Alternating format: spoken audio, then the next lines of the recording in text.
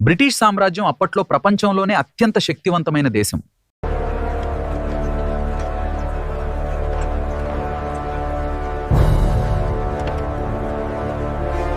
వారి దగ్గర ఆధునిక తుపాకులున్నాయి.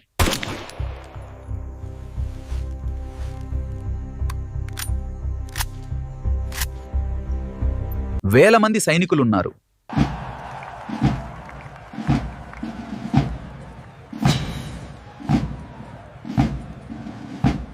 కానీ ఒక్క యువకుడు అడవుల్లో నివసించే గిరిజనులతో కలిసి ఆ సామ్రాజ్యాన్ని 2 సంవత్సరాల పాటు గడగడలాడించాడు.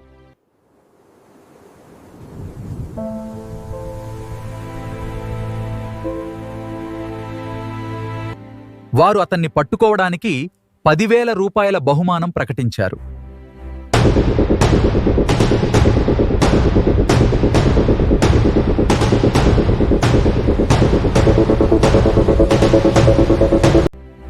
మొత్తం సైన్యాన్ని పంపారు.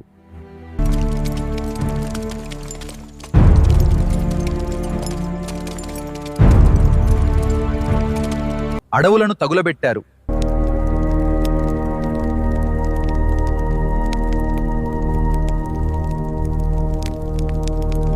గ్రామాలను నాశనం చేశారు.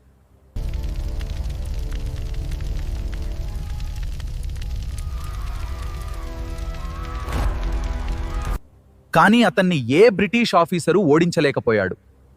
We're exposed here. The reports confirm their position just north of the river.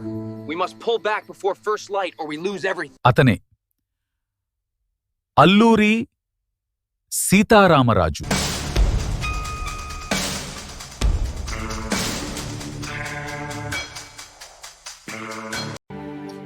ఇది 1922 నాటి కథ.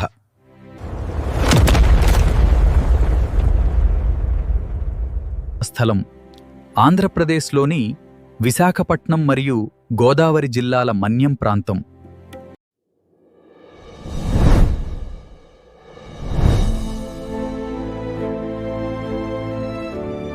ఆ కాలంలో బ్రిటిష్ వాళ్ళు అడవి ప్రజలను ఎలా చూసేవారో తెలుసా? వారు వారిని ప్రిమిటివ్ అనేవారు.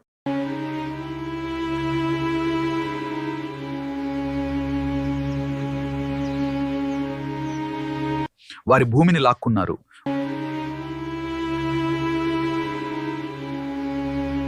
వారి సంప్రదాయాలను నాశనం చేశారు.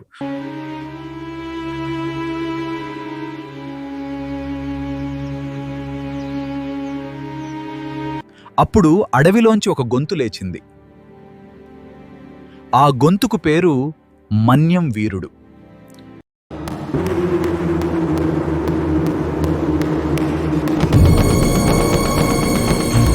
అతను పుట్టింది 1897లో, చనిపోయింది 1924లో. వయసు కేవలం 27 సంవత్సరాలు.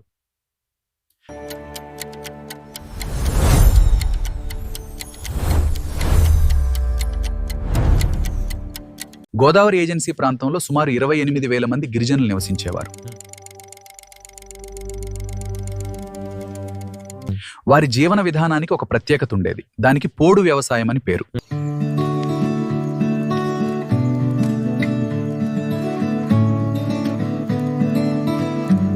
1882లో బ్రిటిష్ ప్రభుత్వం మద్రాస్ ఫారెస్ట్ యాక్ట్ పాస్ చేసింది. ఈ చట్టంతో అడవులన్నీ బ్రిటిష్ ప్రభుత్వానికి చెందుతాయి.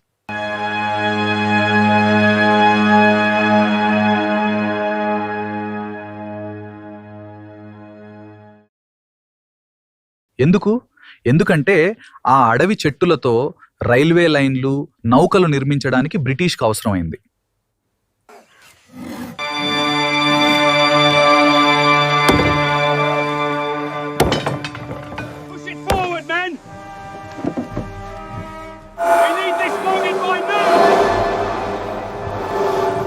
అంటే 100 సంవత్సరాల నుండి ఆ అడవుల్లో జీవించిన మనుషులు ఒక్క రోజులో ఇలీగల్ అయిపోయారు.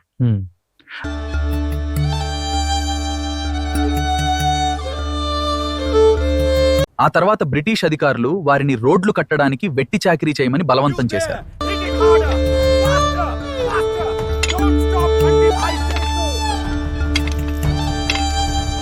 జీతం లేదు, ఇష్టం లేదు, అడిగితే జైలు.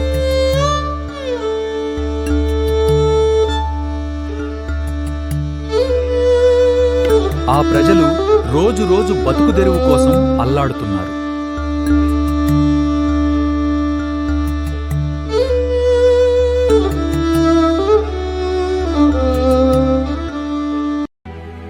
అప్పుడు ఆ అడవిలోకి ఒక యువకుడు అడుగుపెట్టాడు.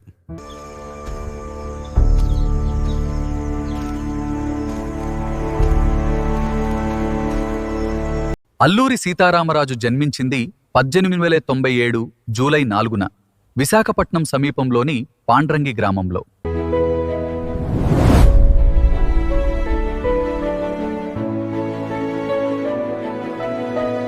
18 ఏళ్ల వయసులో సన్యాసం స్వీకరించాడు.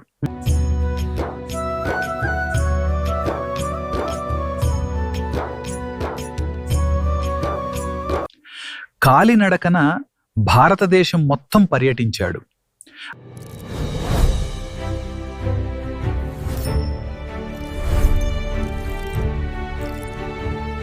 ఆ ప్రయాణంలో అతను ఒక విషయం గమనించాడు. గిరిజనులు, పేద ప్రజలు ఎక్కడ చూసినా బ్రిటిష్ వారి చేతుల్లో నలిగిపోతున్నారు.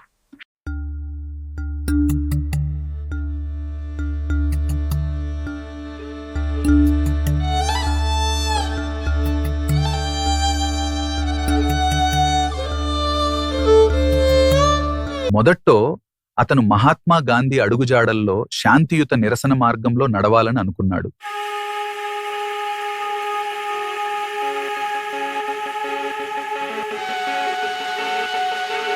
నిరసనలు చేశారు, అధికారులు నవ్వారు.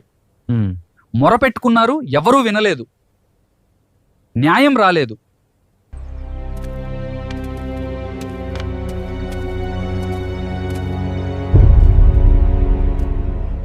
ఈ బ్రిటిష్ వాళ్లకు శాంతితో చెప్పినా అర్థం కాదు.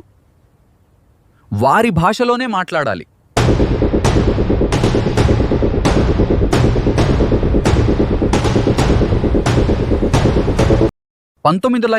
వచ్చేసరికి పరిస్థితి పూర్తిగా వేడెక్కింది. బ్రిటిష్ వాళ్లు గిరిజనులను బలవంతంగా రోడ్లు కట్టడానికి పట్టుకెళ్లడం మొదలుపెట్టారు.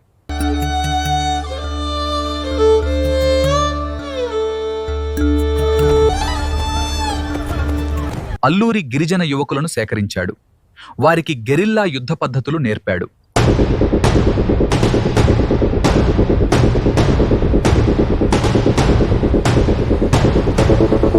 పర్వతాలు, అడవులు ఇవే వారి కోటలు.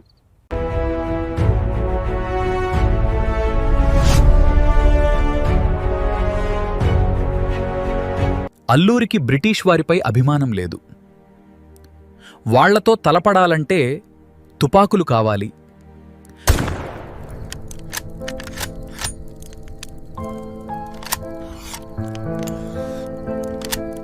తేదీ ఆగస్టు 22, 1922 రాత్రి సమయం.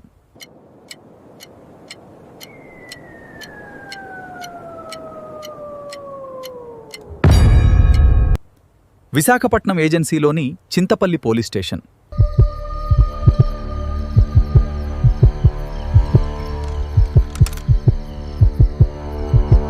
మూడు 300 మంది గిరిజనులతో అల్లూరి దాడి చేశాడు.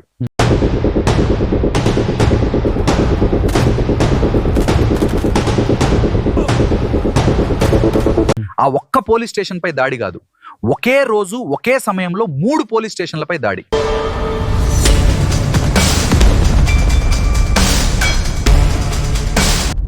ఆ దాడుల్లో వారు 26 muskets, 2500 rounds of ammunition, 6 Lee Enfield రైఫిళ్లు, ఒక రివాల్వర్ సాధించారు.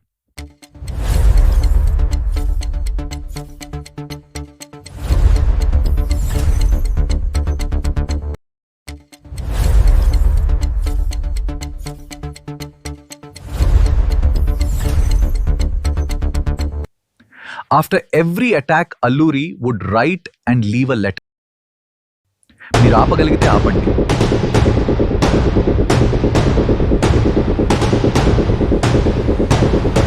సెప్టెంబర్ 1922 అల్లూరి మరియు అతని బృందం దమ్మనపల్లి ఘాట్ కొండలపై నుండి బ్రిటిష్ పోలీసు బృందాన్ని అడ్డగించారు.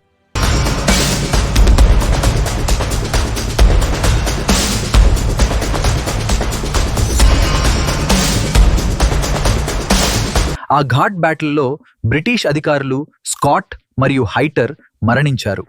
మరికొందరు తీవ్రంగా గాయపడ్డారు. Take cover. Move up to the bus. Fire back. Keep your heads down. ఒకే నెలలో ఇలాంటి దాడులు 5 విజయవంతంగా జరిగాయి. బ్రిటిష్ ప్రభుత్వం షాక్ తిన్నది.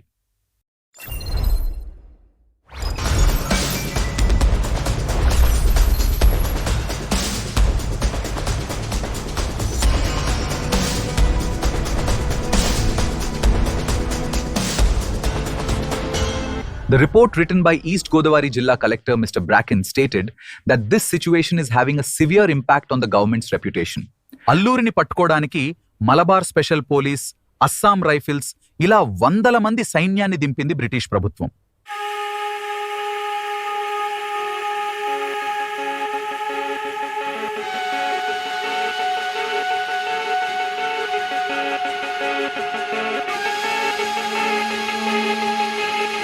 కానీ అడవి అల్లూరికి సొంత ఇల్లు.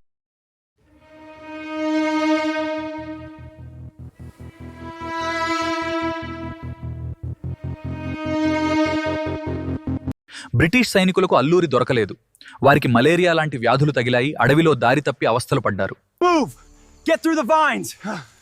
I can't make it. We're almost there. Just keep going. అల్లూరిని గిరిజనులు సాధారణ మనిషిగా చూసేవారు కాదు. వారు అతన్ని దైవాంశ సంభూతుడు అని నమ్మేవారు.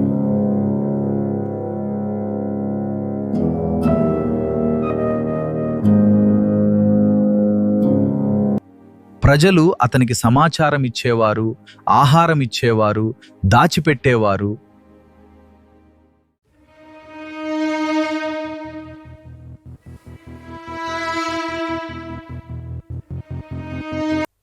₹10,000 బహుమతి ఉన్న ఒక్క గిరిజనుడు కూడా వెళ్లి చెప్పలేదు.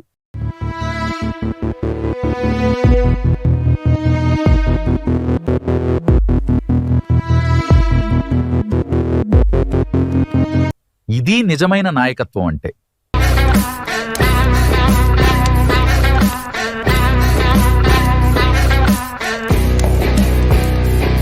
అల్లూరి తన ఉద్యమంలో గాంధీజీ నాన్ కోఆపరేషన్ మూవ్మెంట్ ను ఒక వ్యూహంగా ఉపయోగించాడు. కానీ చివరికి అతను తీసుకున్న మార్గం సాయుధ పోరాటం.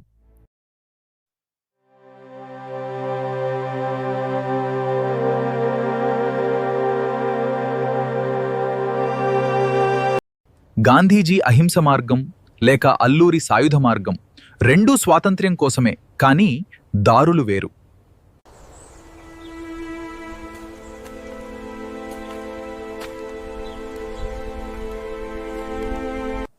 The British government spent 40 lakh rupees in those days to suppress Allurini.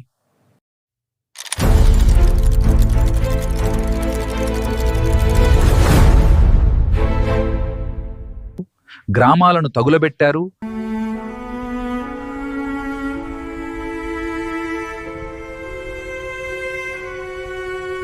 పంటలను నాశనం చేశారు.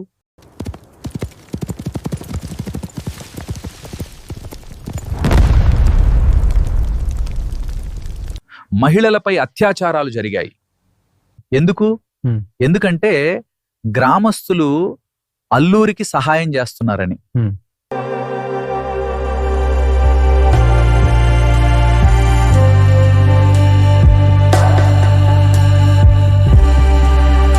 రెండు సంవత్సరాలు ప్రభుత్వాన్ని ముప్పు తిప్పలు పెట్టిన అల్లూరిని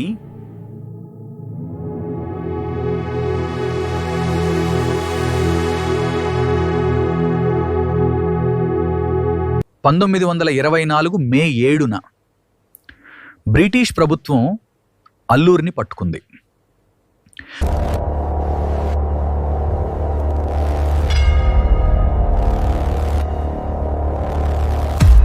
రెండు సంవత్సరాలు పట్టుకోలేకపోయిన బ్రిటిష్ వారికి అకస్మాత్తుగా అల్లూరి ఎలా దొరికాడు? అల్లూరి మనుషుల్లో ఉన్న ఒక దుర్మార్గుడు సమాచారం ఇచ్చాడు.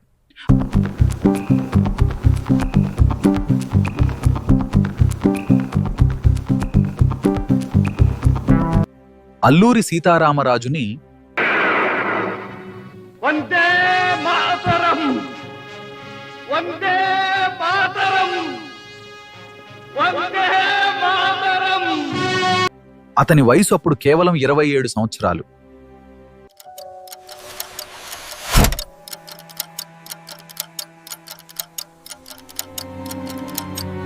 (1924) అల్లూరి మరణించాడు. కాని అతను మేల్కొల్పిన ఆత్మ ఆగలేదు.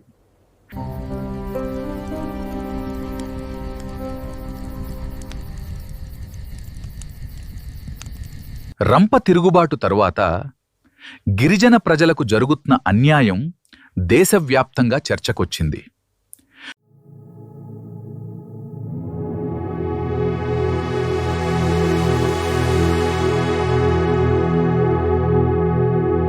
సుభాష్ చంద్రబోస్ వంటి మహానుభావులు అల్లూరి సీతారామరాజు వంటి వీరుల ధైర్యం, పట్టుదల మరియు దేశభక్తిని గొప్పగా ప్రశంసించారు.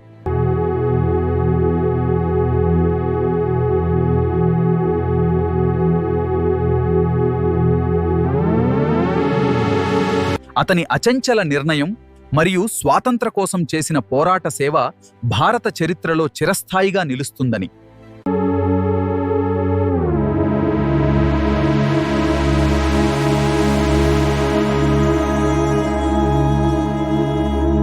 1986లో భారత ప్రభుత్వం అతని పేరిట స్మారక తపాలా స్టాంప్ విడుదల చేసింది.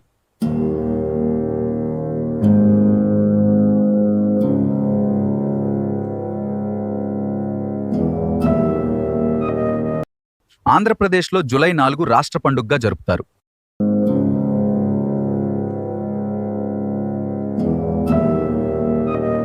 ఆగస్టు 2022లో అల్లూరి సీతారామరాజు చేపట్టిన రంపా తిరుగుబాటుకు 100 ఏళ్లు పూర్తయిన సందర్భంగా ఆంధ్రప్రదేశ్లోని అల్లూరి సీతారామరాజు జిల్లా చింతపల్లిలో కేంద్ర, రాష్ట్ర ప్రభుత్వాల ఆధ్వర్యంలో శతాబ్ది ఉత్సవాలు ఘనంగా జరిగాయి.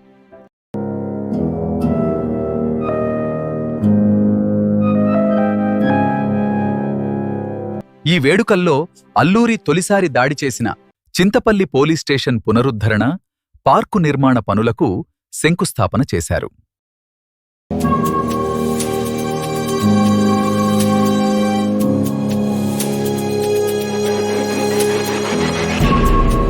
ఒక 18 సంవత్సరాల యువకుడు సన్యాసం తీసుకున్నాడు. దేశమంతా తిరిగాడు. అడవి ప్రజల బాధలు చూసి తట్టుకోలేకపోయాడు.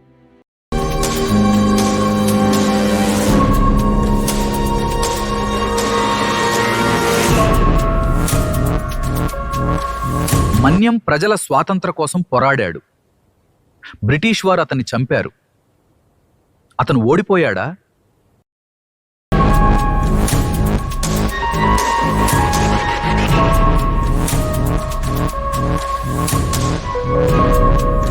ఒక వ్యక్తి శరీరాన్ని చంపవచ్చు, కానీ ఒక ఆదర్శాన్ని చంపలేరు. అతన్ని అతని ప్రజలు ఎప్పటికీ మర్చిపోలేదు.